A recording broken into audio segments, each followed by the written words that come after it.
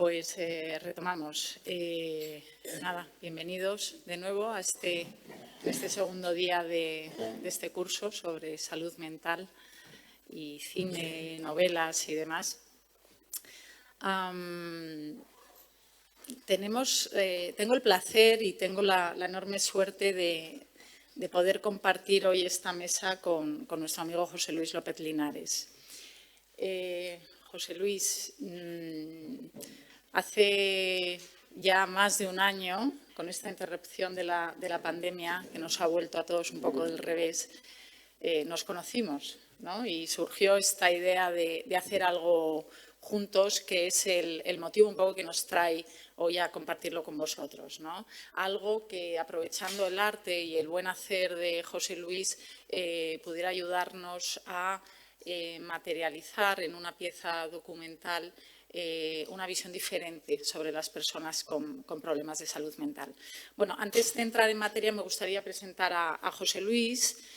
José Luis es uno de los mejores directores de cine documental que tenemos en nuestro país. Es guionista, es director de fotografía. José Luis ha trabajado con los grandes del cine español, con Carlos Saura, con Víctor Erice, con Fernando Trueba.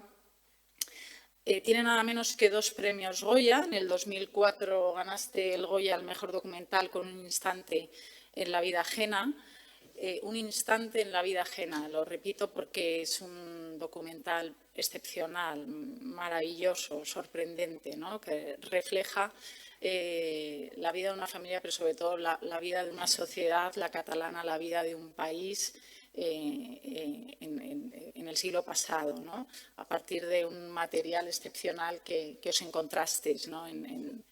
Por ahí oculto y que pensasteis que merecía la pena que viera la luz.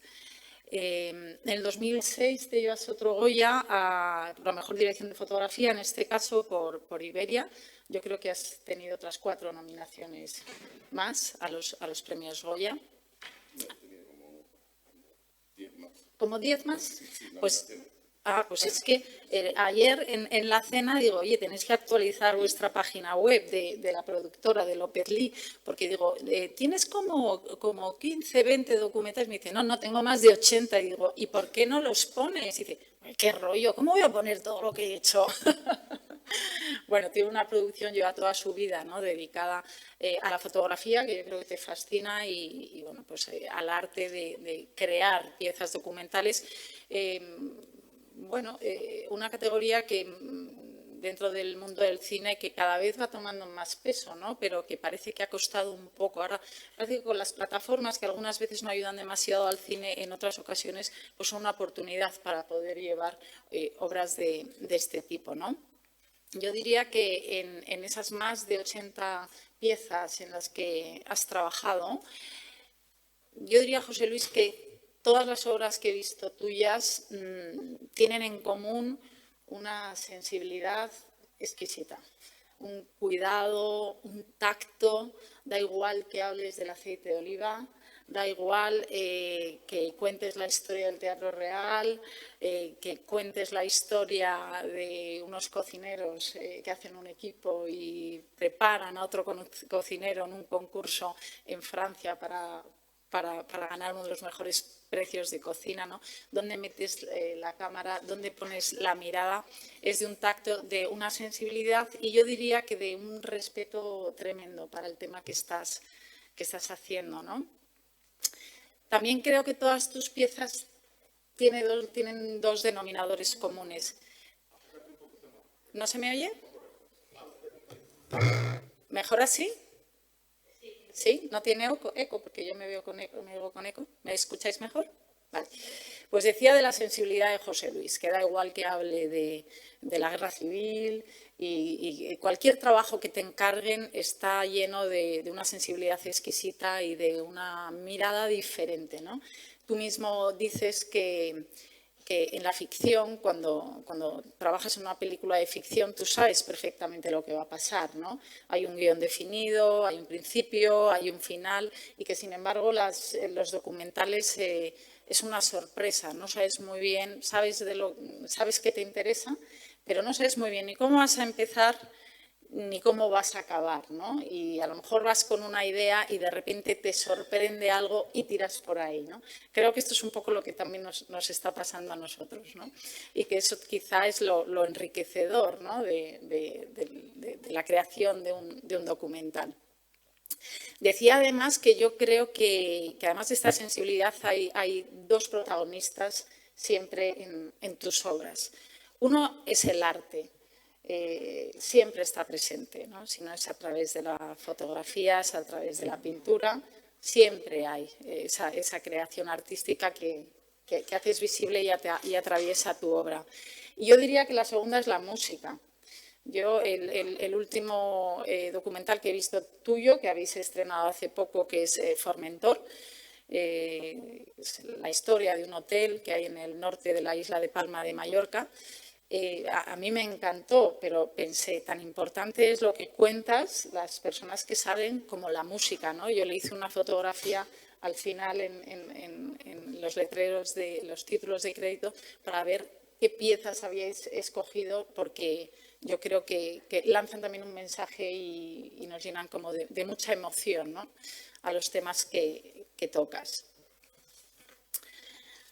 Bueno, pues os cuento que nosotros conocimos a José Luis pues hace ya un par de años, que parece mentira, que esto que fue ayer, pero con este coitus interruptus, pues ya en el 2019 tuvimos un encuentro, le conocimos, estuvimos charlando de varios temas y demás. Y bueno, pues al final del encuentro yo le comenté que como os decía el primer día, que en la Fundación Manantial no solo trabajamos para la recuperación de las personas, sino que de alguna manera todos, en la medida de nuestras posibilidades, todos nuestros equipos, todos nuestros compañeros tienen a la vez un poco la responsabilidad de intentar sensibilizar en su entorno, ¿no? En los colegios, en el barrio, es decir, saltar desde nuestros proyectos, nuestros programas, nuestros centros y llevar mensajes de sensibilización social a la gente, ¿no? Entonces, yo le decía que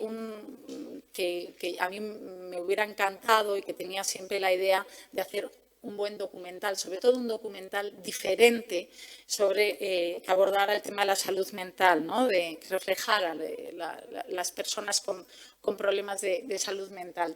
Y recuerdo que tú me respondiste, pues esa es mi asignatura pendiente. Cuéntanos, José Luis, para empezar, ¿por qué tu interés por la psicología, por la filosofía, por las neurociencias? ¿Por qué te interesa y te apasiona este tema de la salud mental? Bueno, muchas gracias, Elena. De verdad que no, me merezco que me presenten tan bien, con tanto cariño. Y bueno, muchas gracias a todos por estar. También he trabajado, que nos he dicho, con Isabel Coixet. No sé si la acabáis de ver vamos, trabajé mucho con ella, sobre todo en publicidad, en muchos años de trabajo. Bueno, pues a ver, ¿por qué me interesa? Bueno, porque casi se me ocurre más, o sea, no sé, por qué no me interesa, ¿no? Sería más corto, ¿no? ¿Por qué me tiene que interesar? O sea, bueno, hay seguramente muchas razones, ¿no? Pero el tema de la locura nos descoloca, ¿no? Porque quizás la locura ha derrotado a la ciencia. O sea, la ciencia no sabe, no se puede enfrentar a la locura. O sea, de alguna manera nos hace también, no sé, traspasar nuestros límites de alguna manera, ¿no? Y bueno, cómo se ha tratado o cómo se ha enfrentado a la locura desde siempre, ha tenido siempre una importancia relevante, como las distintas civilizaciones, sociedades la han tratado, ¿no? Hay que reconocer que España fue el primer país que ya en el siglo XVI se preocupa de cuidarlos y de intentar de una forma, bueno, resolver de una forma institucional el problema de los locos, ¿no? Que se crean los primeros manicomios en España del mundo en el siglo XVI, ¿no? O sea, como instituciones de cuidado de los locos, ¿no? Bueno, también tengo razones personales. Tengo una hermana que tiene una esquizofrenia profunda. Esto de los diagnósticos, estas cosas que la ciencia no acaba de poder abarcar el problema, ¿no? O sea que es otra de esas historias. Y bueno, pues quizás por esto cuando Elena y Raúl nos propusieron hacer la película, pues dijimos que sí, que por supuesto. A mí me sorprendió. Perdón. Nos sorprendió mucho cómo planteasteis el proyecto, José Luis, ¿no? Me gustaría que compartieras cuál fue este punto de partida, qué lugar habéis elegido que tengan en el documental las personas con problemas de salud mental que participan y este tema de la ausencia de guión, ¿no? Cuéntanos un poco cómo fue el planteamiento del proyecto. Bueno, en fin, como has contado antes, pues a mí me gusta hacer los documentales los documentales también se pueden hacer un poco una ficción. O sea, tú escribes el guión del documental y simplemente te dedicas a ilustrarlo con las imágenes que pienses que mejor le pueden funcionar. Ese texto, bueno, sí, lo puede leer un narrador y ya está. O sea, ya no tienes prácticamente sorpresas, ¿no? Pero a mí me gusta hacerlos de otra manera. O sea, que es empezar realmente cuando hago un documental, muchas veces no tengo ni idea del tema, pero lo único que pido es que me interese, ¿no? O sea, que tengo, por ejemplo, el del Hotel Formentor, pues realmente no tenía ni idea de qué. Vamos, de hecho, no había estado nunca en Mallorca. Pero bueno, empecé a leer de la historia del hotel y bueno, me interesó y lo hicimos y luego resultó, bueno, una película muy, muy interesante de hacer, desde luego. Y en este caso, pues llevando un poco más allá la incertidumbre del proceso, pues pensamos que era buena idea que los protagonistas del documental colaboraran también en la realización del documental, de alguna forma implicándose en la elección de los temas, en la elaboración de bueno, no de un guión, pero sí de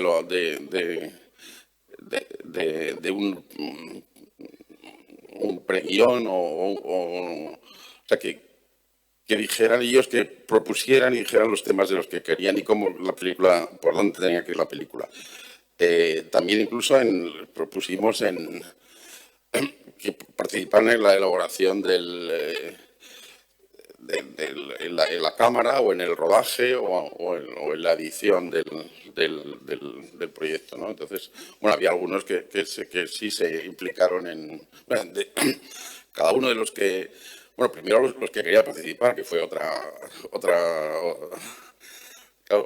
parte importante del proyecto, ¿no? Porque de todos los gente que tenéis en la Fundación Manantial, pues en distintos aspectos, pues los que quisieron participar, y de esos, los que querían participar, pues bueno, poco a poco se fue, a través de reuniones y de tal, se ha ido pues creando un grupo de trabajo que a la vez son los protagonistas de la película, ¿no?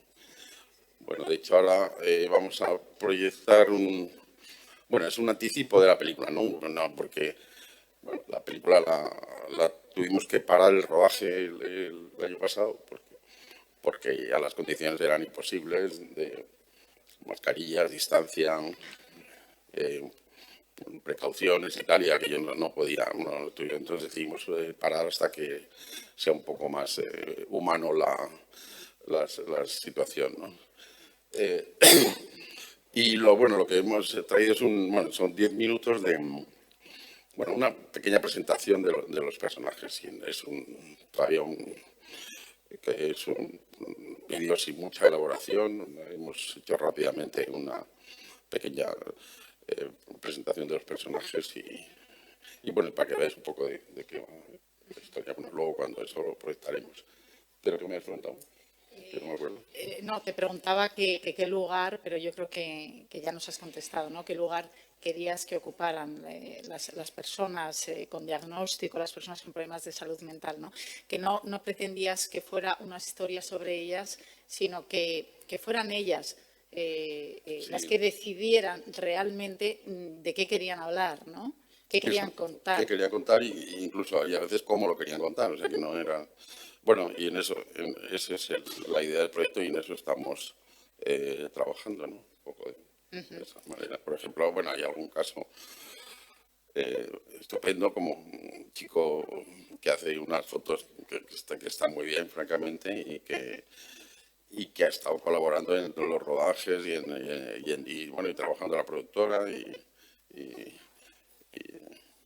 la verdad es que ha sido todo una sorpresa, ¿no? Ver bueno, vais a ver algunas de las fotos que hace, lo que no quiere, de momento no quiere salir, pero bueno, ya le convenceré para que salga, la verdad. Ahora, porque merece la pena que lo que cuenta, además lo cuenta muy bien. Y bueno, pues ese es un poco el proyecto, ¿no? O sea, que es un proyecto que está todavía muy en marcha y parado hasta que podamos seguir rodando, ¿no? Pero vamos, ya hemos rodado, la verdad es que hemos rodado bastante. Y parece que, bueno, como esto, pues es una cosa que se va haciendo sobre la marcha, ¿no? Un poco. Nosotros lo que hicimos fue, nosotros trabajamos en Fundación Manantial con más de 2.000 personas, cerca de 3.000 personas al año, ¿no? En nuestros distintos centros, programas y servicios. Entonces lo que hicimos fue hacer algo como muy abierto, ¿no? Mandamos una comunicación diciendo que íbamos a poner en marcha este proyecto y que nos gustaría que se sumara, ¿no? No es nada fácil cuando desde comunicación intentamos contar con la participación de la gente, no es sencillo. O sea, es de una generosidad espectacular porque uno pone encima de la mesa las cosas que a lo mejor más le han hecho sufrir en la vida, ¿no?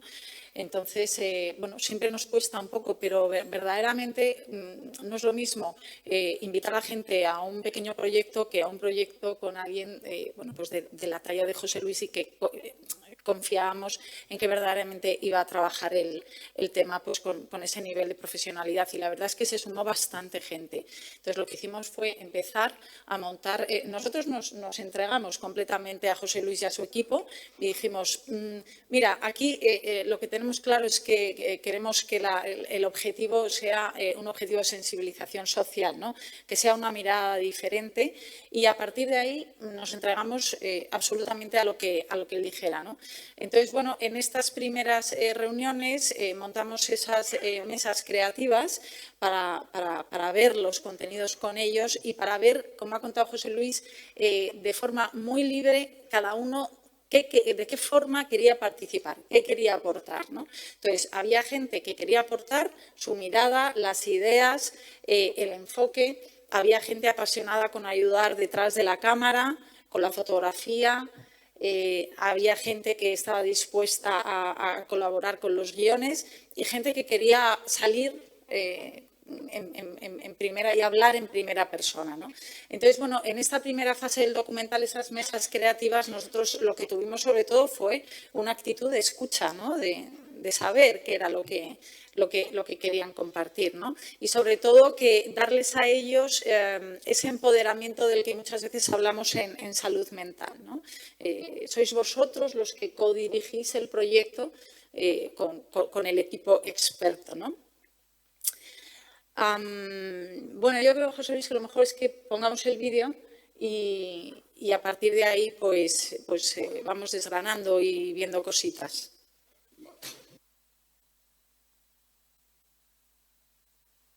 Para mí, la enfermedad mental es como un pozo, es decir, llegas a un momento en el que estás ahogado en el pozo, estás en lo más profundo y tú no te das cuenta que estás en el pozo hasta que empiezas a emerger. Cuando padeces una enfermedad mental, rápidamente te excluyes tú, pero te excluyen también.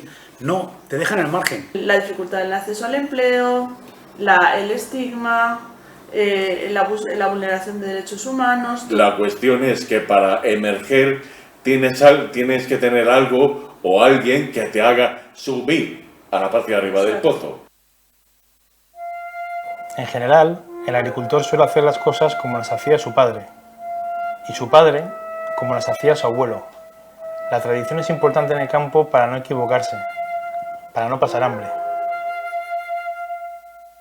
Si quien pone en duda una tradición es una persona con un trastorno mental, puede despertar las risas. He sufrido ya ese desprecio en el terreno profesional. Bastantes esfuerzos supone cambiar una tradición como para encima tener que lidiar con el desprecio por ser una persona con trastorno mental. Y entonces apuesto por dar a la sociedad desde el misterio, desde el anonimato. Somos muchos los misteriosos. Dice, había una vez un hombre con una vida tan ajetreada y acelerada que hacía ya mucho tiempo había dejado atrás muy lejos su propia alma. Incluso sin alma, llevaba una buena vida. Yo entiendo la psicosis como una defensa, como un modo de defensa ante lo intolerable de la vida que a veces se vuelve insoportable. Claro, es que es difícil estar en el mundo, a veces. Sí, para todos es difícil estar en el mundo, pero para unos más que otros, sí. Escuchar a los demás. Ajá. Y esto es un poquito también lo que aprendemos en este taller, ¿no? A escuchar a los demás, pero sobre todo a escucharnos a nosotros mismos. Sí. Por eso hago estos talleres, porque creo que nos permiten alzar la voz, Sí. nos permiten pensar en Nos cosas... nos enseñan a vivir. Sí, yo así como paciente lo veo un poco también como un intento de sanación de alguna forma, ¿no? Un intento, desde luego, de deshacer el puzzle de nuevo, porque está mal construido. Tratar de armarlo de nuevo, pero armarlo de nuevo.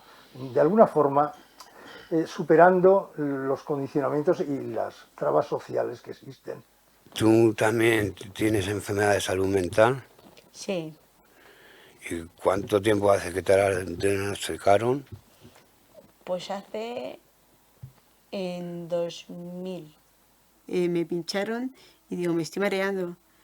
Y le dijo la enfermera, la doctora, dice, ¿está mareando? Nada, está somatizando. Y todas las amistades se me fueron. En cuanto tuve mi primer ingreso con 15 años, se perdió las amistades, se perdió todo. Ahí no se quedó nadie. Pues yo no sabía ni que existía la depresión. Yo en depresión decía, esto es estar triste. Y no tiene nada que ver, o sea, está triste, está aquí, y la depresión está como aquí, ¿sabes? O sea, por eso la gente se tira por un puente o se quita la vida, porque el dolor es una burrada, o sea, no es... En un estado normal no se sabe que se puede sufrir a esos niveles, o sea, es una cosa... Te puedes morir de hambre, pero te mueres de hambre, no te quitas la vida por tener hambre, o sea, yo no podía decir que tenía la movida que tengo, ¿sabes? Claro.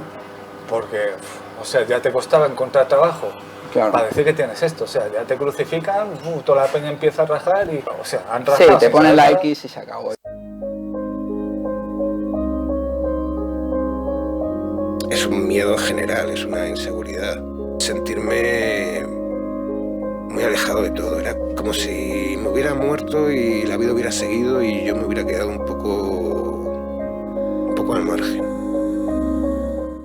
Y pensaba que mi futuro iba a ser pues estar en casa de mis padres, ahí metido y ya está. Y que no había nada más en la vida.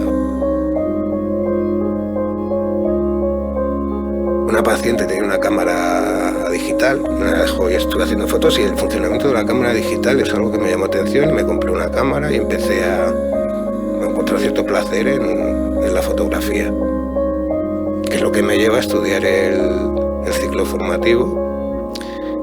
Y es lo que me lleva al momento actual. Yo ya asumo que las cosas han pasado como han pasado y que tengo las cartas que tengo.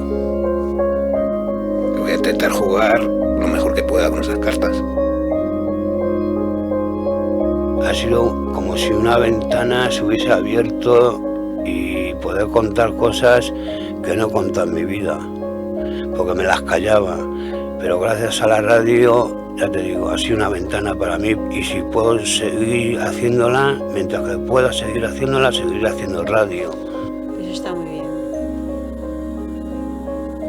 Y así es como empecé yo a escribir, o sea, poquito a poquito, unas referencias abstractas en un papel en blanco. Y así es como conocí al poeta, como me conocí a mí mismo. Y muchas veces tuve miedo de conocerme, porque me plasmaba en el papel y me veía y decía, joder, eso soy yo. Y a veces asusta, ¿no?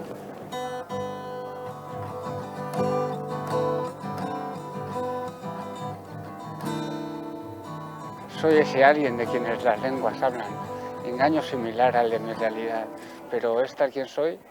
Sí, soy. Soy ese loco maravilloso que escucha al músico y se junta con las letras del poeta. Reconocer en, digamos, en la locura de otra persona, tu propia locura, yo creo que es lo que da miedo, en definitiva. Y es algo que yo creo que hay que asumir. Porque todo el mundo, más o menos, tiene su parte de locura. Es una realidad paralela que nos hace, como todo buen poder, necesita una gran responsabilidad, ¿no?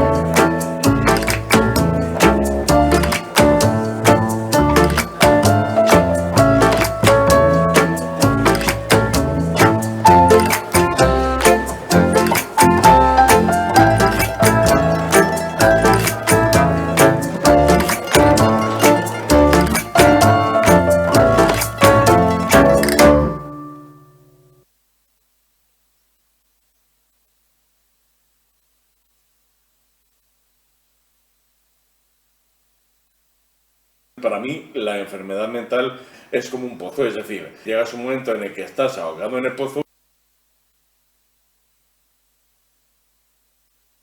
Pues nada, esto es un aperitivo.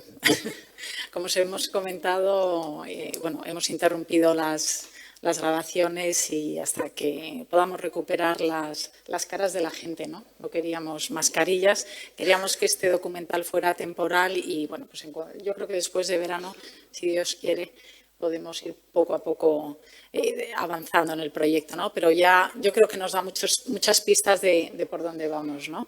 José Luis, yo creo que al principio de la pieza que habéis montado, ¿sí? ¿Se oye bien, Raúl? Al principio de la pequeña pieza que habéis montado a propósito de este curso, que además os agradezco enormemente, bueno, pues se ve a las personas que están participando en el documental, yo creo que poniendo palabras a su propia experiencia, ¿no? A partir del sufrimiento emocional que muchos de ellos han sentido, ¿no? Yo creo que se habla de angustia, de depresión, de exclusión, de estigma, incluso de vulneración de derechos. Javier, ¿te sorprendieron los temas que proponían cuando empezó a hablar la gente? Más que los temas que proponían, la verdad es que me sorprendió más la disposición a hablar de ellos, ¿no? Quizás más que o sea, realmente bueno, porque habéis visto, pues las entrevistas se las hacen ellos, unos a otros, o la idea también es que entrevisten a los psiquiatras ellos, o sea que no, pero no estamos entrevistándoles a ellos, o sea, entrevistando y planteando las preguntas que a ellos les parece bien unos a otros, ¿no? Entonces, bueno, es decir, no es que haya sido tan fácil, porque bueno, ya un proceso largo de mantenimiento del grupo, pues a través del correo electrónico y pues, sobre todo en estas temporadas que no nos hemos podido reunir tan fácilmente. Pero vamos, sí me ha sorprendido cómo, bueno, unos entraron con mucha facilidad y con mucha soltura porque ya tenían muy claro lo que querían contar, y otros les ha ido costando mucho más, pero es muy bonito cuando alguien que le costaba pues se va abriendo y va contando cosas, ¿no? Entonces eso es lo que es más, bueno, para mí interesante del proyecto, ¿no? El ir logrando pues que abrir algunas personas que no querían. Hay uno que cuenta algo del campo y que no quiere que se le vea físicamente, ¿no? Pero bueno, los demás no tienen ningún problema. Y bueno, y se han ido sumando, pues a lo mejor otros que al principio estaban más dudosos, pues ahora el grupo ha ido aumentando un poco, y eso es muy interesante, porque en realidad en estas reuniones que se ven un poco aquí al principio solo, pues es donde ellos hablan y plantean lo que cada uno propone, ¿no? Y nosotros en realidad vamos, bueno, tomando nota y intentando dentro de lo posible realizarlas, o sea, hacer lo posible. Luego, evidentemente, seleccionamos, pero porque ese es otro trabajo, ¿no? El darle ritmo a las películas, a lo que no queremos de ninguna manera que esto sea una película aburrida, o sea, no. O sea, tiene que ser algo vivo, ¿no? Y ahí pues está el oficio que podemos tener, pero la generación de los temas y de los incluso de cómo pues cuando se juntan estos que están en Alcalá y tocando la guitarra, pues todo, en fin, y ellos plantearon lo que querían hacer, o sea que no era, o sea, esas secuencias son más largas, aquí están muy resumidas, ¿no? Pero digamos que eso es, ellos hablan de lo que han pensado ellos, y nosotros nos limitamos a contarlo, ¿no? De alguna manera. Fue muy sorprendente gente que... Perdonadme, fue muy sorprendente, bueno, o no tanto, gente que no quiere salir pero quiere colaborar, ¿no? Porque muchas veces te imaginas, bueno, yo no quiero salir, pues paso. No, yo quiero aportar pero no quiero poner la cara. Y me hizo mucha gracia cómo les llamáis. Entre todos acuñasteis el término de, bueno, estáis aquí, estas personas que vais a salir de frente, y luego están los misteriosos, ¿no? Y entonces nos reímos porque han quedado como los misteriosos. De hecho, Javier, la voz en off que sale en esas primeras escenas en el campo, Javier es un misterioso, como él mismo se define, ¿no? Y aún así, pues quisisteis contar con él. Él no quiere salir por un motivo. Él es, creo recordar que es ingeniero agrónomo, y él está en varios proyectos. Ha escrito un libro sobre los olivos, una especie como de manual súper documentado, y dijo que le iba a afectar profesionalmente. Que él no es que no quiera, es que a él le puede afectar profesionalmente, pero sí que quería dar su opinión y el enfoque. Entonces, bueno, pues decidisteis contarlo un poco de esta manera, ¿no? Lo de los misteriosos. Hay alguno más que luego hablamos de él. Luego me gusta mucho esta idea de generar encuentros cálidos, de confianza, de conversación, de diálogo. Yo recuerdo que hablaba siempre José Luis y Cristina de tu equipo, que no queríais que el documental fueran bustos parlantes, ¿no? Como otros documentales donde hay un primer plano y la persona se desnuda. No, vamos a evitar eso. Queremos encuentros. Queremos que salga en la conversación, en el diálogo, lo que tenga que salir, ¿no? Entonces, cada uno eligió dónde quería que fuera la grabación y con quién. Entonces, Silvia y Alfonso decidieron que querían hablar con sus psiquiatras, que eran verdaderamente las personas con las que tenían un vínculo especial y se encontraban a gusto y quisieron que la grabación fuera allí, ¿no? Tú ya lo has dejado caer un poco al principio, José Luis. Yo creo que la imagen de Silvia con Antonio Ceverino, su psiquiatra, y la de Alfonso con José María, ahí jugáis un poco a un cambio de roles, ¿no?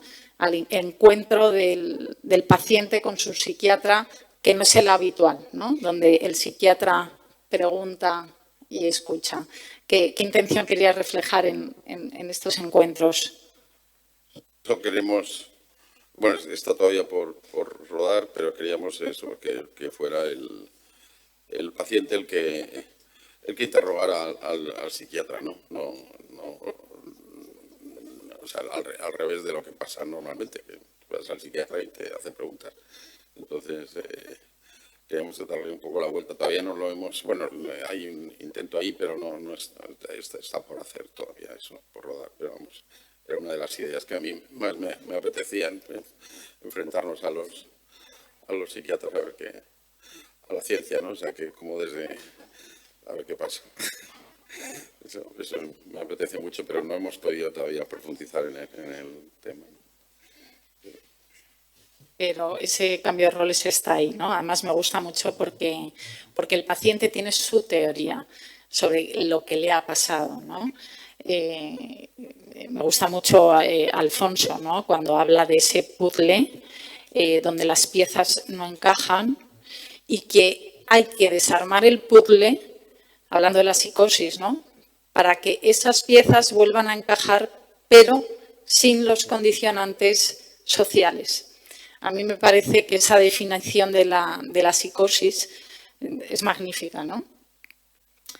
Además, a mí me gusta mucho que en esas pequeñas escenas aparezca algo que nos parece fundamental, que es el tema en nuestro trabajo, que es el tema del vínculo y de la alianza terapéutica, ¿no? O sea, al final da igual que tu psiquiatra o psicólogo tenga un modelo técnico desde el que pueda comprenderte, sino que la base, la efectividad de cualquier proceso terapéutico se basa precisamente en ese vínculo, en esa relación de confianza entre paciente y psiquiatra, ¿no? Y yo creo que en esta pieza es muy claro, ¿no? Y esa actitud de escucha tanto de uno como del otro. Los dos tienen algo que decir en relación a ellos mismos y en relación a la psicosis, en relación a la locura, entre comillas, ¿no? Sí. Pero, si hay algo que entre otras cosas, ¿no? que caracteriza un poco a una persona con una psicosis o con una... es ser consciente de su subconsciente. O sea, que están dándole constantemente vueltas a su... O sea, mucho más que los que no estamos algo más cuerdos, que funcionan, el subconsciente funciona por su cuenta, pero allí hay un momento en que en determinados tipos... Bueno, el subconsciente está muy presente, ¿no? O sea, y por eso que era muy interesante la propuesta esta el diálogo, la conversación con los psiquiatras, ¿no? Un poco para explorar esa forma de disfunción, de alguna forma, ¿no? Incluso yo recuerdo que en los primeros encuentros nuestros a ti te fascinaba la idea de entender la patología mental como una relación que fracasa. Es que quizás yo creo que el origen de todas estas enfermedades que con diagnósticos un poco, pues no es una diabetes esto, ¿no? Que te hacen unas pruebas y te dan un resultado, sino que, bueno, las categorías son muy permeables, incluso yo diría, por mi experiencia de más de 40 años con mi hermana, que un día puede ser una cosa y otro día puede ser otra. O sea, que no solo cada enfermo es un mundo, sino cada enfermo cambia a lo largo de la semana, ¿no? O sea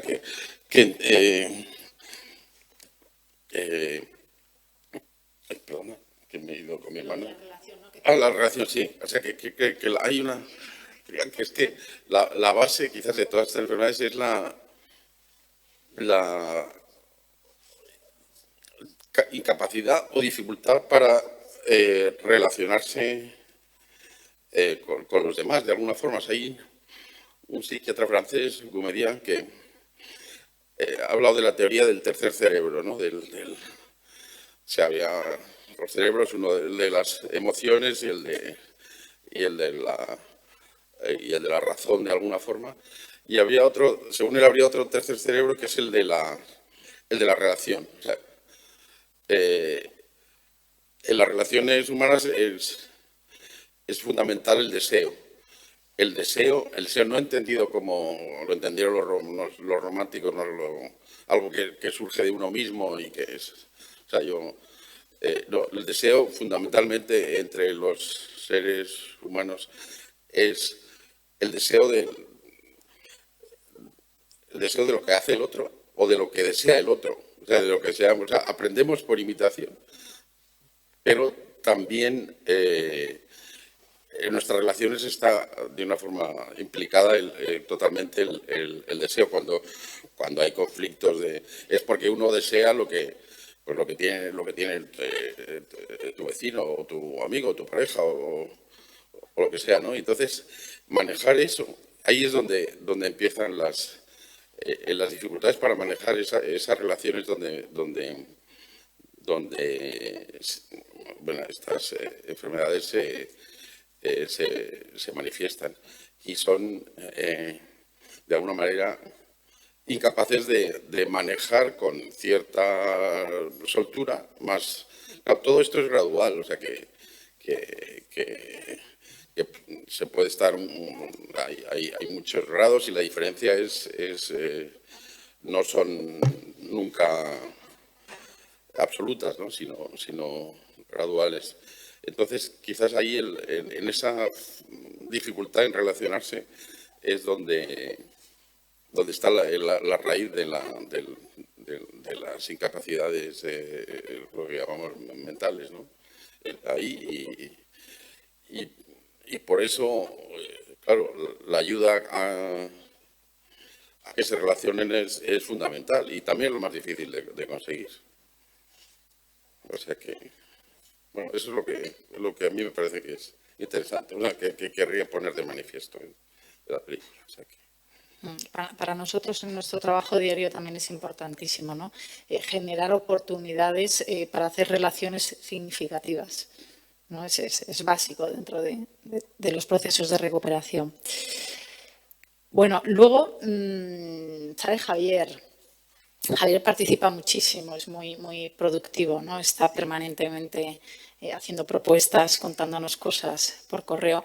Y Javier eligió un bar. Javier eligió un amigo con el que hablar y comentar, ¿no? Javier habla de cosas muy duras. Javier habla de un sufrimiento extremo, ¿no? Como él dice. Y cuando habla de su depresión, ¿no? Dice, es algo como que no te puedes imaginar el dolor que es, ¿no? Pero y encima de tener ese sufrimiento tan enorme, no puedes hablar de ello porque te ponen la X, porque está estigmatizado, ¿no? Esto es de lo que siempre hablamos del doble estigma, ¿no? Tienes una enfermedad y además no puedes hablar de ello. A mí me llama la atención, no sé a ti, José Luis, que el tono del encuentro, ¿no? O sea, se habla de cosas con un amigo muy duras y de un sufrimiento y de una exclusión, pero yo creo que un poco cómo montáis la escena en ese bar antiguo de Madrid y creando ese clima íntimo y natural, pues incluso hay como sonrisas, ¿no? Hablando de algo tan duro. Hay algo ahí que es también muy interesante porque, bueno, él la verdad es que eligió a un amigo suyo, pues se encontraba más a gusto con él que con nadie contándole las cosas. El amigo no lo dejó hablar al amigo. Bueno, que no, tampoco. La verdad fue muy curiosa. Y también eligió el bar, porque era un bar que él se sentía a gusto y le gustaba y también visualmente es muy interesante, es curioso el bar, es un bar que se llama Pepe Botella, en Madrid, que es un bar que ya tiene muchos años, que antes fue un restaurante. Y es un restaurante de un colega mío, de un director de fotografía, Carlos Suárez, que es el hermano de Gonzalo Suárez, que lo montó. Y bueno, ahora ya no es restaurante, es bar. Y bueno, entonces hay una cosa que también es una característica de la enfermedad mental y que se ve genialmente en el Quijote, porque Cervantes lo que tuvo que haber hecho es haber tratado íntimamente a alguien con un tipo de demencia, porque lo clava. Es como lo son capaces de decir la mayor barbaridad con una naturalidad pasmosa. O sea, como de paso, como si no pasara nada. Y se están contando algo tremendo, pero lo sueltan como si nada, ¿no? Y eso también se ve ahí. O sea, es que no, tienes razón, que es como de tranquilamente, sin inmutarse, dice las cosas más tremendas, ¿no? Pero eso también es una característica muy común. O sea, yo lo vivo en casa con mi hermana, que de repente cuando estás más relajado te suelta una que te deja de pie, pero sin inmutarse, ¿no? Con una tranquilidad pasmosa. Entonces, bueno, es algo que está bien, que te has dado cuenta, porque es muy característico también de esa especie de que, bueno, te dan un trastazo, un golpe y no te has enterado, ¿no? De lo que te han contado y tal. Pero bueno, si estamos tranquilamente tomando una Coca-Cola. y sí, lo hice con una desparpajo y una tranquilidad fantástica, ¿no? Es muy interesante también, sí. Pero me hace gracia porque a ti te pasa lo mismo. Cuando hablas de tu hermana, en el caso de tu hermana, lleva muchos años de evolución, tiene una cierta cronicidad, ¿no? Empezó hace mucho tiempo con unos tratamientos que eran los que era y bueno, demasiado bien que oye, vive de manera más o menos autónoma, con bastantes apoyos, pero ahí está, ¿no? Ha salido adelante. Y tú siempre que me hablas de ella, bueno, pues hablas, por supuesto, desde la preocupación, algo que nos ha ocupado mucho en Fundación Manantial, ¿no? Cuando desaparecen tus padres, además es la única mujer, la única hija, pues a ver cómo nos organizamos, ¿no? Desde la preocupación, por supuesto, sabiendo también un poco que lo peor ya ha pasado, ¿no? Esos momentos más críticos de crisis y tal ya han pasado, pero tú ahora, cuando hablas de tu hermana, siempre te mondas de risa. Porque dices, es que no sabes qué buena es que no sabes qué anécdotas, ¿no? Entonces, bueno, me recuerda un poco a lo del vídeo, ¿no? Que de repente estás hablando de cosas duras, pero al final metes sentido del humor, ¿no? Sí, yo creo que la risa es estupendo para... o sea, que si logras que alguien... cuando logro que se ría, pues ya, en fin, ya... Se llega a un punto de cordura, casi, no sé, de normalidad, de cordura, ¿no? Pero la risa nos hace, no sé, si es una risa normal, claro, sana, no sé, una risa de verdad, pues nos hace coincidir, ¿no? Con poder establecer, es una convención fantástica, ¿no? La risa y muy terapéutica, yo creo, curativa, ¿no? Entonces... Contaba, disculpa que te interrumpa, esto me recuerda a una cosa que nos contaba Juan Luis Cano de Goma Espuma, que hace años le invitamos a entregar un premio a Guillermo Fesser y a él de la Fundación y vinieron y entonces me acuerdo que nos contaba una anécdota muy graciosa. Dice, pues a mí me llamaron hace poco de un centro de día aquí en Madrid de personas así como las que atendéis vosotros con una enfermedad mental, pero me advirtieron que no se reían, que a ver qué iba a hacer, pero que llame para que no fuera. Y entonces yo llegué allí, medio acojonado, y entonces llegó Juan Luis Cano, que si sois seguidores de Goma Espuma, ya sabéis por dónde va, y se puso a contar historias y toda la sala descojonada. Y entonces salió y dice, pero ¿estos qué hacen? Que esto nos pone mucho en evidencia a los profesionales también, ¿no? Y entonces decía que todo el mundo estaba descojonado allí. ¿Y estos por qué han llegado a la conclusión de que los psicóticos no se ríen? Bueno, porque seguramente... no les hemos dado la posibilidad de reírse, ¿no? Hay veces que la cosa no te ríes, ¿sabes? Por muchos chistes que la cuente, no, aquello no va, o sea, que no es como sabes muy bien, depende las circunstancias, de las personas y de muchas cosas. O sea, a mí eso, la risa me parece un logro, no todas las veces lo consigo, o sea, que no es, incluso proponiéndolo, o sea, que no. Pero sí, pero me parece fantástico y me parece una gran idea, ¿no? El intentarlo, ¿no? O el proponerlo, claro, o sea, que no es... Porque si funciona es genial, ¿no? Y si no funciona no pasa nada. O sea que no.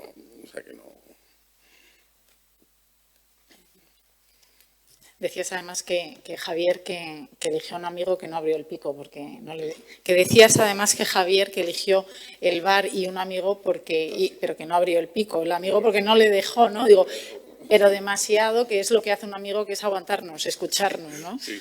Entonces... Bueno, luego sale Federico.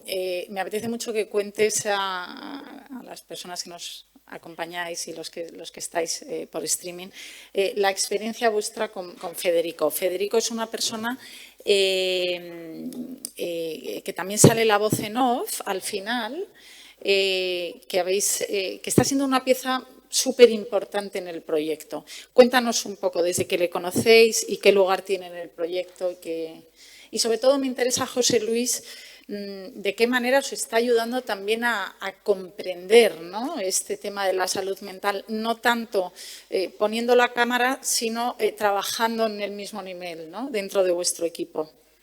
No, Federico ha sido, la verdad es que fue, bueno, cuando iniciamos el proyecto él ya estaba estudiando fotografía en una escuela de fotografía, claro. Y entonces él se apuntó enseguida a participar con la cámara, ¿no? Y entonces, bueno, pues venía a los rodajes y en vez de estar delante de la cámara, pues estaba detrás, que poníamos una cámara o para que llevara una cámara y tal. Bueno, pero la verdad es que al principio fue era muy retraído, o sea, prácticamente le costaba bastante hablar y relacionarse. Pero bueno, seguía viniendo y bueno, y luego la verdad es que seguimos avanzando. Él acabó el curso de fotografía y entonces hizo las prácticas en nuestra productora, o sea, que estuvo ahí, no sé, unos cuantos meses. Me parece que eran 3 meses, no me acuerdo exactamente, 3 meses o 4 meses, viniendo todos los días por las mañanas a hacer unas horas allí, pues trabajando en postproducción, retocando y fotografías y bueno, y haciendo pues las necesidades que teníamos en ese momento en los documentales. Y luego, pero al mismo tiempo iniciamos un proyecto que era que él contara su experiencia con sus fotos, ¿no? O sea, con las fotos que él iba haciendo en su barrio, que también intentara pues, contar un poco su infancia a través de las fotos, ¿no? O sea, que se expresara. Y entonces, bueno, pues empezó venía con las fotos que había hecho, me las enseñaba, las comentábamos y volvía y tal, y así, pues ha sido un trabajo también de los meses que estuvo por allí y que ahora sigue haciéndolo. Y entonces, pues descubrí un fotógrafo muy interesante, que tiene un punto de vista, habéis visto las fotos, son muy valiosas, y luego la reflexión que hace sobre la fotografía y cómo... es una frase que dice que me gusta, que dice cómo descubrió que que recibía placer de hacer las fotos, ¿no? Y eso me parece muy bonito, ¿no? Bueno, y Fede, la verdad es que yo creo, no sé por qué, pero ha cambiado bastante. Ahora es un tipo que se relaciona con mucha más normalidad y que se ha matriculado en un curso de vídeo para el año que viene. O sea, que está muy motivado y muy activo, o sea, que es el problema, ¿no? También la actividad, o sea, porque lo fácil es pues dejarse llevar y no hacer por la situación y no hacer nada, ¿no? Pero salir de ti mismo y bueno, el que la fotografía le haya ayudado, pues, en fin, yo a veces pienso bueno, yo también, la verdad es que como yo soy muy tímido y era peor antes, pues yo iba siempre con una cámara, ¿no? Con una cámara de fotos desde que era pequeño, porque la cámara te ayuda a... Bueno, ya estás con alguien, ya tienes algo, ya no tienes que, si no quieres hablar, no hablas, ¿no? Porque entonces vas a hacer fotos. Y era una ayuda, ¿sí? Entonces, la verdad, bueno, gracias a Fede estoy dándome cuenta de algunas cosas. Sí, nosotros a veces decimos que nuestro papel como profesionales es intentar movilizar el deseo, ¿no? Entonces, la perspectiva de Fede, que además cuenta en el vídeo, del principio, ¿no? De cuando empieza con estas primeras crisis, que dice, yo me metí en casa de mis padres y pensé que de ahí no iba a salir nunca, ¿no? A de repente conectar, enganchar. Bueno, él lo cuenta muy bonito porque dice que fue en un ingreso, creo, donde una paciente tenía una cámara y de repente dijo, anda, pues esto. Y las casualidades de la vida, que le suena esto del documental, que le facilitamos las prácticas con vosotros, y es otro Federico. O sea, de repente hay algo que le importa en la vida, ¿no? Y ya tiene una expectativa de futuro, se va a matricular, o sea, es un cambio abismal, ¿no? O sea, es impresionante, la verdad. Muchas veces decimos, Cristina y yo, solamente con lo de Fede ya merece la pena el proyecto, salga lo que salga, ¿no? Porque menudo cambio en la vida de una persona, y por una persona pues Sí, ya sí. vale, ¿no? Bueno, y además eso con la fotografía y con una impulso artístico que tiene, porque tiene mucha gracia, ¿no? Sus encuadres y su forma de mirar. A mí me parece muy, muy interesante. Desde luego, la mayoría de las fotos que habéis visto son las que cuenta su entorno un poco, ¿no? Su barrio. Y claro, con las de infancia me decía, es que José, con las de infancia tengo más problemas. Dice, claro, porque no queda nada, no tengo rastro. Digo, bueno, vete al rastro a buscar cosas. Y se fue al rastro y hago una foto del rastro y tal. Pero vamos, seguimos trabajando en la infancia, a ver qué pasa. Pero la verdad es que me sorprendió su capacidad, ¿no? y su forma de... sus fotos, ¿no? que están hechas con mucho arte y mucho interés, ¿no? Sin duda. Hemos podido también ver a participantes en el vídeo que les encanta la escritura, que hacen poesía, que hacen fotografía, las artes, ¿no? Como ellos dicen que son herramientas que les ayudan a conectar, a contactar con otros, pero también a conocerse a sí mismos, ¿no? José Manuel dice en el vídeo, a veces el reflejo asusta, ¿no? Tú nos dijiste en alguna ocasión, lo tengo aquí apuntado, para ti la expresión artística tiene la capacidad de deformar la realidad. Es como una simulación de locura, de manera que se convierte en una revelación. Me pareció muy bonito, ¿no? ¿En qué medida, José Luis, crees en el valor terapéutico del arte? Yo creo que eso es indiscutible. O sea, que no... además, el valor terapéutico del arte, de alguna forma, es doble o triple. Pero porque, evidentemente, es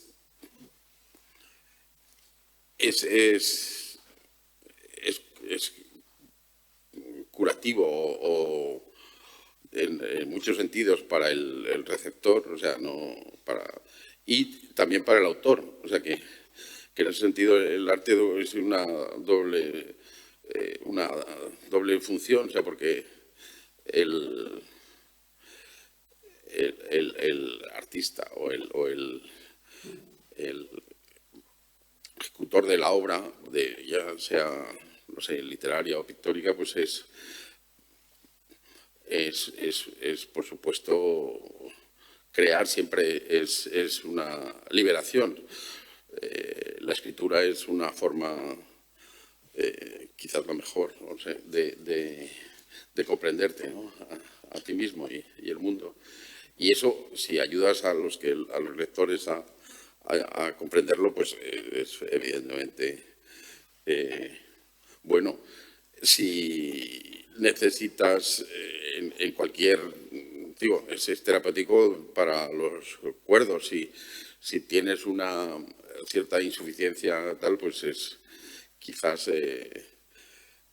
puede hasta ser más necesario. La dificultad estriba en aceptarlo, ¿no? Como todo en la enfermedad y en la vida. Pero está bien intentar que el arte sea aceptado, quizás por los que más lo necesitan, ¿no? De alguna forma. Y evidentemente bueno, el mundo está lleno de artistas que bueno, el artista tiene que estar un poco loco siempre, ¿no? Pero de alguna forma hay ejemplos que son llamativos, ¿no? Pero evidentemente sí te puede, no sé, servir para centrarte en el mundo un poco, ¿no? En el mundo de los demás, vamos, ¿no? Y salir del tuyo, ¿no? Que es lo importante, ¿no? Por eso el arte sí. Bueno, la verdad es que con Fede es como un ejemplo pequeño pero fantástico, ¿no? Porque lo hemos ido viendo crecer, ¿no? Como semana a semana, ¿no? Pero bueno, ahí había la poeta que citábamos ahí que decía que estaba, bueno, bastante perturbada, y entonces una poeta entonces bueno, se empezó a publicar y se hizo famosa. Dice, la gente piensa que me he curado, pero no, solo me he hecho poeta. O sea, no.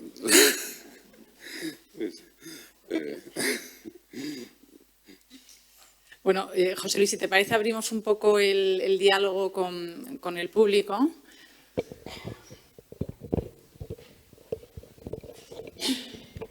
Yo te quería preguntar por tu trabajo como documentalista, ¿no? Yo siempre pienso, esto lo hablábamos ayer, que ser documentalista es mucho más difícil que hacer películas de ficción, ¿no? Porque en cualquier punto la historia depende de que pase lo que tú estás esperando un poco que pase.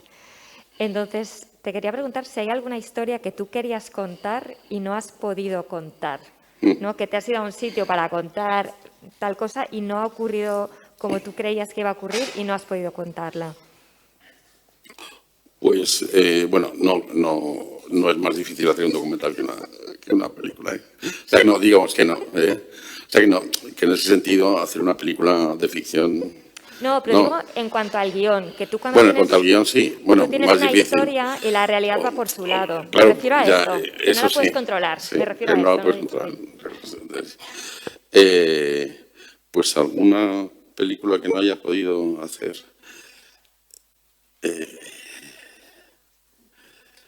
Pues ahora mismo no me acuerdo. O sea, hay películas que no podía hacer por falta de financiación o de interés, pero porque se me hayan...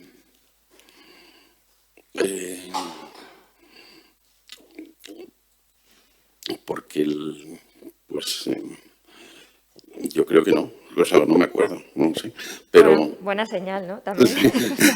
Sí, hay películas, bueno, como la que hablamos, que, bueno, por ejemplo, El pollo, el pez y el cangrejo real, que es una película sobre un cocinero que se presenta a un premio, al premio Bocuse. Entonces, esa película, bueno, empezó porque mi socio en la producción, Antonio Saura, me llamó un día y me dijo, tengo una idea estupenda para un documental. Y es un cocinero que va a estar 5 meses trabajando en la cocina, preparando un plato para el concurso Bocuse.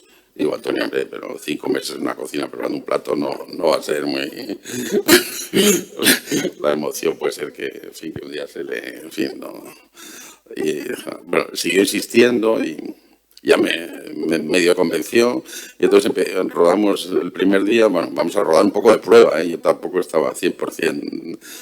Y entonces, cuando rodamos, porque entonces la idea era que él estaba preparando el plato todo el día, bueno, llevaba ya varias semanas preparando los platos que tenía que presentar al concurso, que eran el pollo, un plato de pollo, un plato de el pez, de una especie de fletán, y el cangrejo real, que era un chat tan grande de estos. Y entonces, habían pensado un sistema que era que él hacía el plato y lo presentaba a unos de los cocineros más conocidos, más de prestigio de Madrid, ¿no? O que pasaran por Madrid en ese momento. Y claro, el primer día sale con el plato, sus bandejas, con las raciones para todos los que había allí, que eran como 8 cocineros. Estaba Chicote, que entonces no era famoso, y entonces, claro, fue un desastre, lo pusieron a caldo, o sea, casi le insultaron, o sea, bueno, de hecho le insultaron, y entonces dijimos, bueno, pues aquí sí hay una película, ¿sabes? Entonces hicimos la película, pero bueno, eso es el caso más cercano a que yo no confiaba nada en que de aquello pudiera salir algo, ¿no? Pero...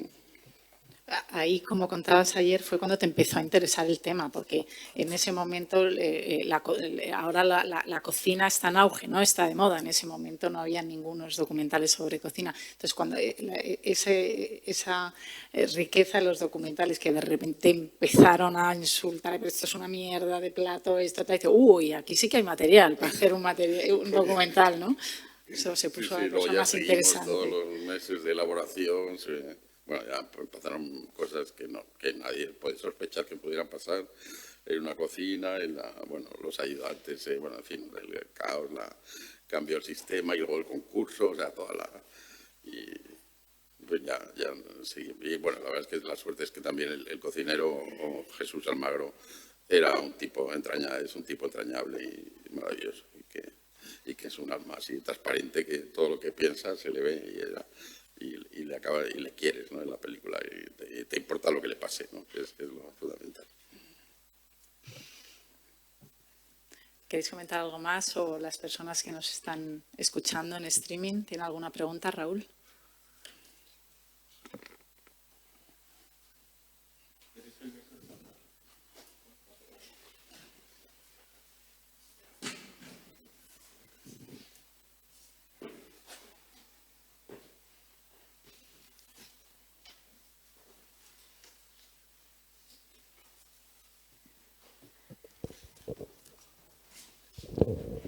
Hola, simplemente era pedirte que abundaras un poquito más en la idea esa, que yo no sé si he entendido bien, de que la etiología, como que el origen de la enfermedad mental podía ser el mal manejo del deseo de lo que los demás tienen. Envidia, entiendo, como origen.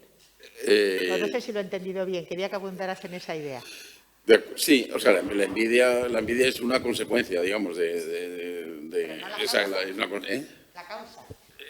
O sea, bueno, es la causa, digamos, pero que la causa digamos, es el deseo. O sea, la envidia es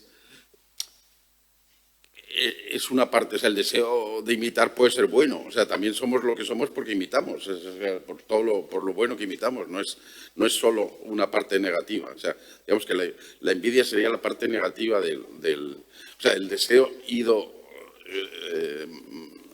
mal, ¿no? O sea, truncado, pero el deseo existe, o sea y es lo que y lo importante es reconocer que el deseo no es el deseo romántico ese que fue un invento, sino el deseo es simplemente, bueno, en eso está basada toda la publicidad, por ejemplo, o sea, sin más lejos, o sea, que es evidente, ¿no? O sea, y entonces tú en un pequeño, bueno, esto viene un poco de la teoría de René Girard, que habla del deseo mimético. El deseo necesita muchas veces un intermediario, que es lo que llama mediador, que es el que hace que te aproximes al deseo. Toda la obra de Shakespeare y todo el Siglo de Oro entendieron Cervantes y Lope ayer, el otro día, viendo una obra de El perro hortelano. Hay un fragmento que le dice... los celos fueron, ella le está diciendo, los celos fueron antes que el amor. Y el otro dice, no, sería el amor antes que los celos. Pero Lope dice, no, los celos es lo que desata el amor. O sea, Es fantástico. O sea, esa clarividencia que tenía esa gente es maravillosa, claro. Y eso está en todo Lope, en Cervantes, en la novela El Quijote ay, joder, qué memoria. Bueno, que quiere que el amigo engañe a su mujer para ver si es fiel. Pues eso es lo mismo que hace Shakespeare en dos Caballeros de Verona, que son el amigo que se va a Verona y empieza a contarle lo que se ha enamorado, y entonces el amigo se enamora de la que se ha enamorado él, ¿no? O sea, por carta. Cuando llega a Verona ya está prácticamente loco de amor por la novia de su amigo, ¿no? Esas dos novelas son paralelas, absolutamente paralelas. Es increíble cómo. Y el otro día, de repente, pues eso, vi un fragmento de Lope de Vega y dije, joder, pero ¿cómo es posible que no nos demos cuenta, ¿no? Que lo hayamos olvidado, que pensemos eso? Y a mí eso me parece una forma fundamental de entender. O sea, según Girard, luego, en fin, es más complejo, ¿no? Pero entonces, ese es el origen del conflicto, de la violencia, ¿no? Que él dice. Entonces, cuando se desata la violencia en una sociedad, en un grupo, en una tribu, en la escala a la que quieras,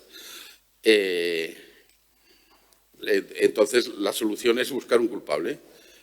Y entonces todo el mundo tiene que estar de acuerdo en que el culpable es ese, ¿no? Es el chivo expiatorio, la teoría del chivo expiatorio. Entonces, cuando todo el grupo se pone de acuerdo, el culpable puede ser culpable o no, ¿eh? O sea, no tiene nada que ver. O sea, no, esos son todos los mitos griegos, es eso. O sea, se soluciona cuando el que se decide que es culpable es sacrificado, ¿no?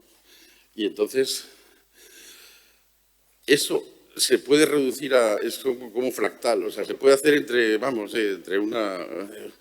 Y ese mecanismo, que yo creo que controlamos más o menos bien, entre unos, o sea, a veces mejor que otras y tal, es el que muchas veces la locura o la psicosis no puede controlar.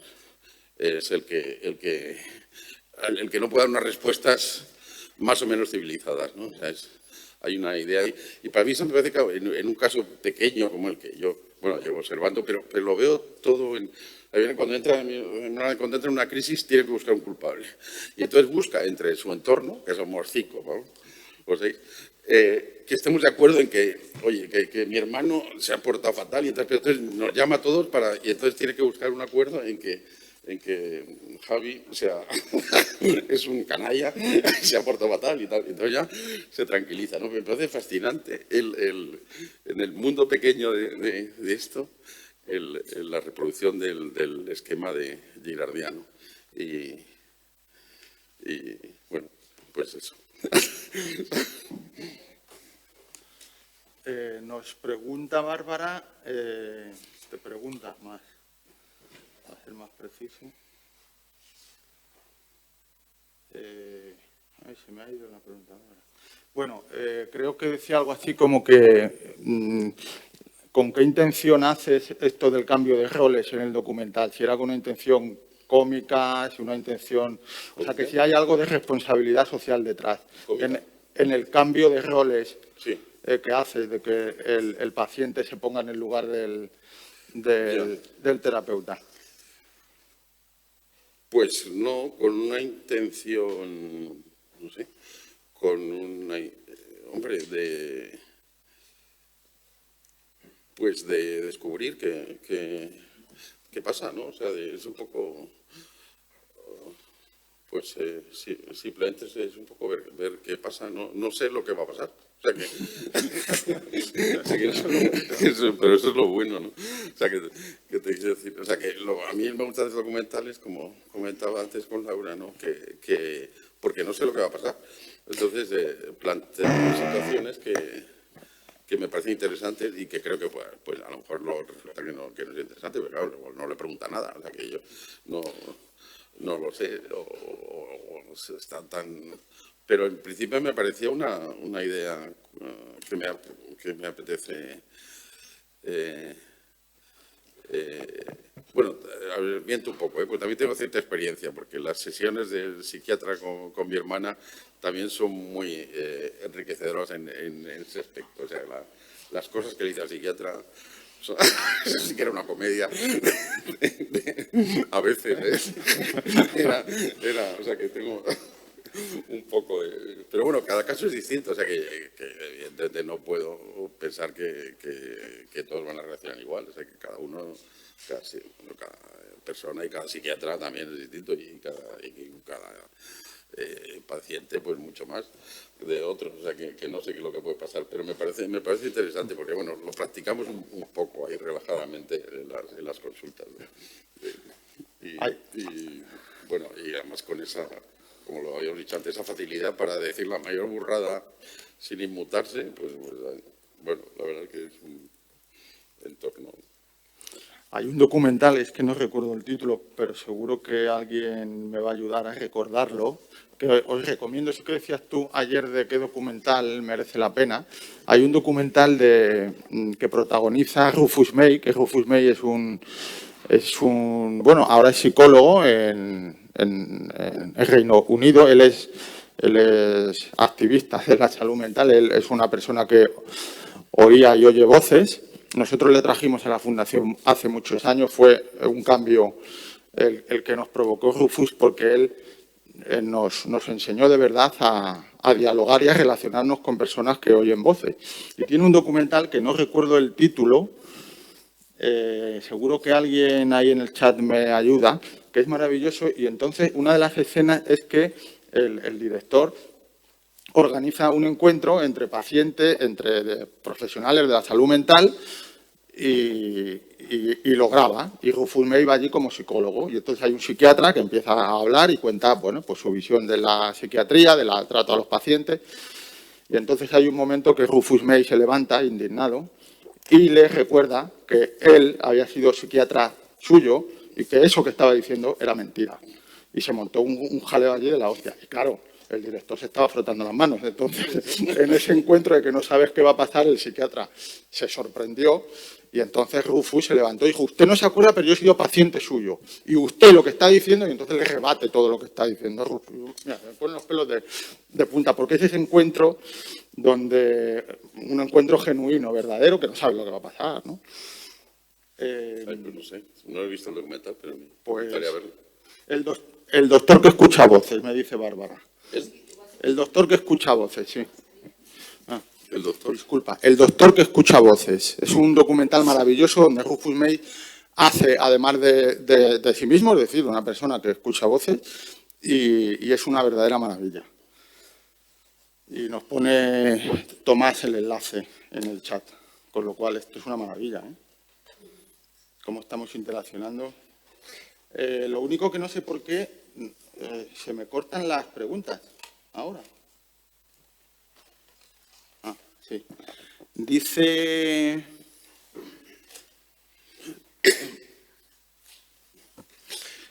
Tomás también, dice que viendo que para promover el diálogo en el documental y para que la gente esté cómoda, se ha buscado que la persona con experiencia de sufrimiento decida el espacio, los temas y sea un poco protagonista, ¿no? de los contenidos. Y dice Tomás, ¿qué opinas que en consulta sea exactamente al revés? Bueno, ¿qué opinas que en consulta sea exactamente al revés? Yo estoy viendo un riesgo en lo tuyo, José Luis, es que te vas a convertir en un profesional de la salud mental, que no sé si es tu objetivo. Pero te estamos haciendo unas preguntas de profesional de la salud mental.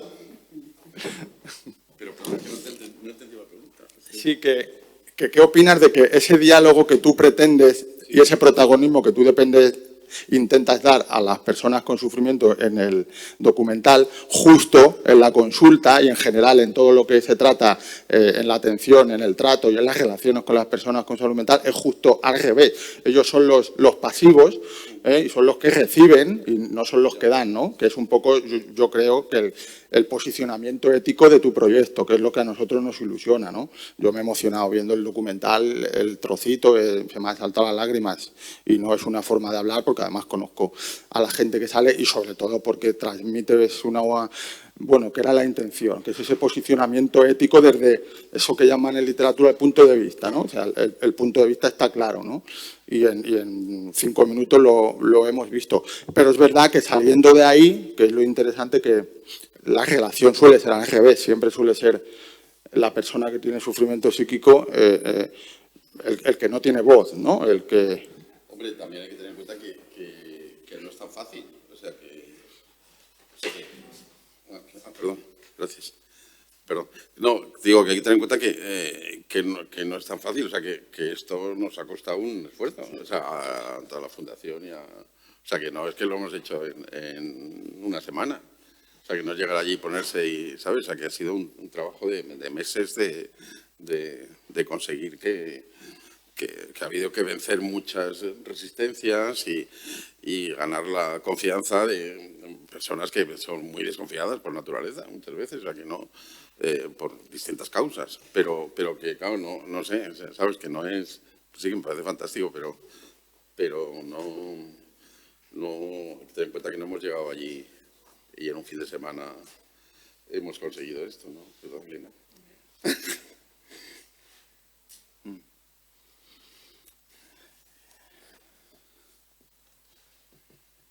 Pregunta también a alguien que de dónde surge este proyecto, si de ellos mismos, de los protagonistas o de la institución, ¿no? Que es una pregunta muy interesante.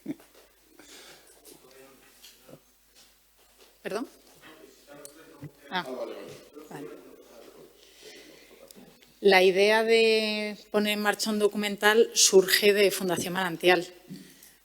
Nadie nos dijo... Bueno, sí, quizá en algún momento, en algunas conversaciones, gente de, pues podríamos hacer algo un poco cuidado, tal, pero bueno, realmente surge de nosotros, surge de mí, de poder llegar a cuanta más gente mejor, ¿no? Entonces, la idea surge de Fundación Manantial y a partir de ahí es cuando invitamos a las personas a que ellos dirijan, propongan y vamos un poco un paso por detrás de ellos, ¿no? Intentamos generar la organización, la estructura y sobre todo yo creo que lo más importante, que lo que ha dicho José Luis, que hubiera una cierta conexión entre todos nosotros para que todos nos sintiéramos cómodos y que cada vez que alguien propusiera algo, pues se le respetara y se valorara, ¿no? Entonces nos hemos colocado un paso por detrás para que la gente vaya dirigiendo por dónde tenemos que ir.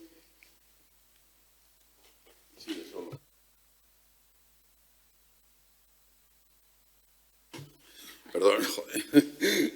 Yo todo este trabajo lo habéis coordinado vosotros con Cristina Otero, que es mi colaboradora, la productora, que tiene una paciencia infinita y que ha logrado cohesionar también a todo el grupo de gente, ¿no?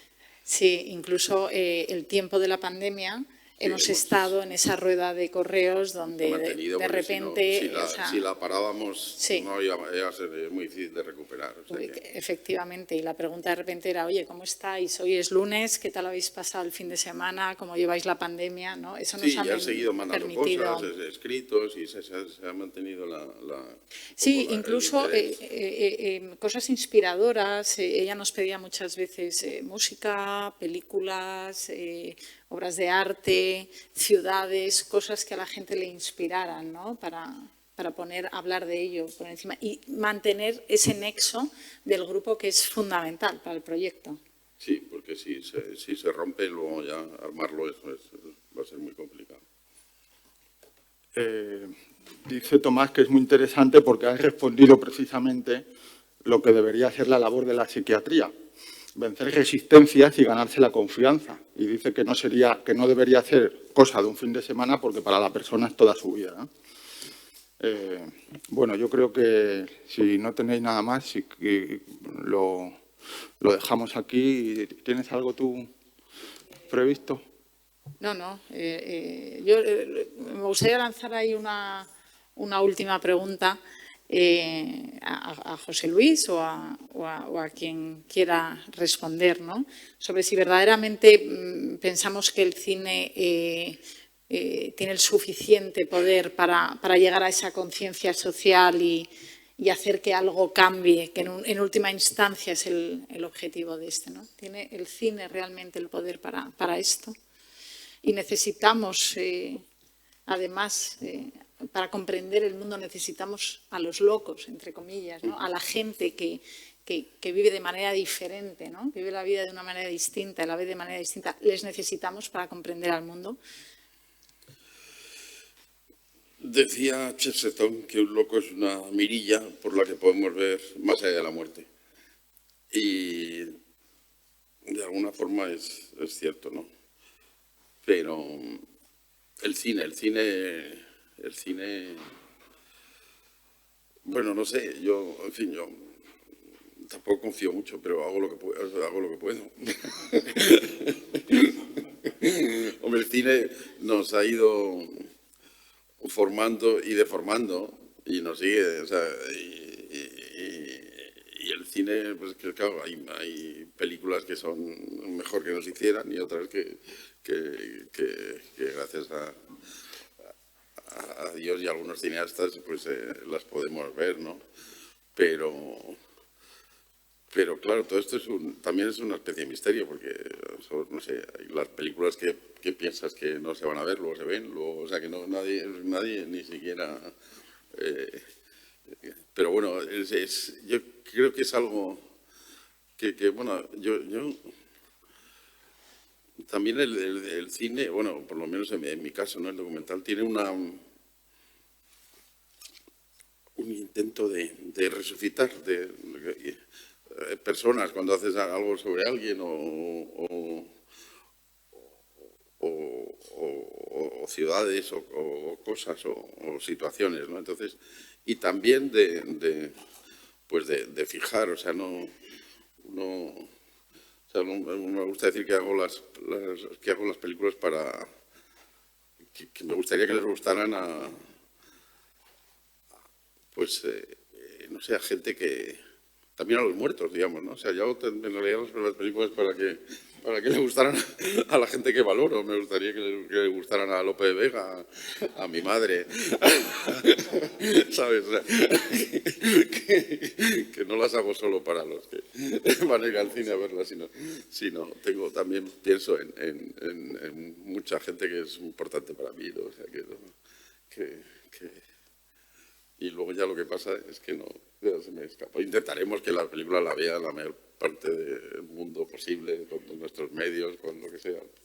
Y eso. Y luego a algunos los afectará y no sé, pero yo no sé.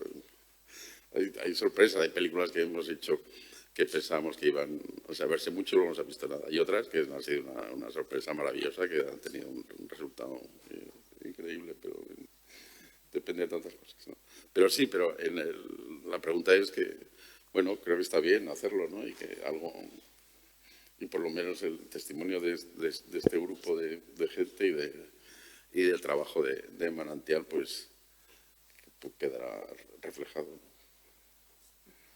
Bueno, José Luis, pues nada, muchísimas gracias por acompañarnos hoy. Muchas gracias a todos vosotros por escucharnos, por vuestras participaciones y yo creo que lo dejamos aquí, ¿no, Raúl? Ya nos vemos después por la tarde. Sí, porque además, como luego tenemos la mesa redonda, podemos continuar. Incorporamos a Nuria Lavari esta tarde también, que será muy estimulante. No sé si la conocéis, bueno, hay que leer a Nuria y nos va a animar también un poco el debate y luego damos continuidad al diálogo, si queréis. A las 3:30 volvemos, ¿vale?